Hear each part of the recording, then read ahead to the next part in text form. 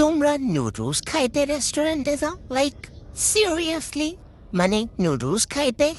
ও, রান্না করতে পারো না?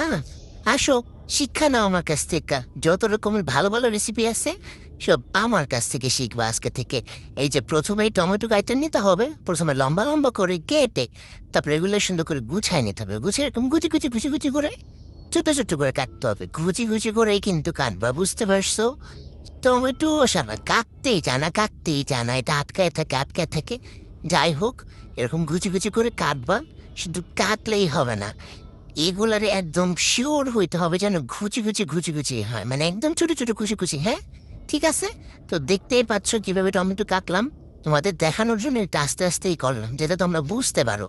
এবার এরকম সুন্দর একটা প্লেটে নিবা, অবশ্যই সুন্দর প্লেটে নিতে হবে। এই যে দেখো, আমি সোনার প্লেটে রাখছি।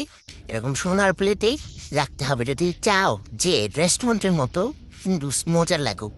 আচ্ছা, এরপরে আলু কাটতে হবে, কিন্তু আলুর ছোলা আসলে কিভাবে ছুলবো চাকু দিয়ে আমি জানি না।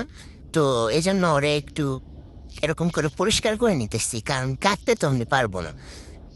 আর তোমরাও অবশ্যই কাটবা না, যেহেতু আমি বলছি, তার মানে এভাবেই করতে হবে। এরকম একটু পরিষ্কার করে নিয়ে এরপরে একটু কনফিউজ হয়ে গেছি, আলুটা আসলে কোন দিক দিয়ে কাটবো। আসলে মানে বুঝতে পারতেছিলাম যে কোন দিক দিয়ে কাটবো। তা আমি ভাবলাম যে ঠিক আছে, এভাবেই কাটে, মানে গুছি গুছি করলেই তো হলো।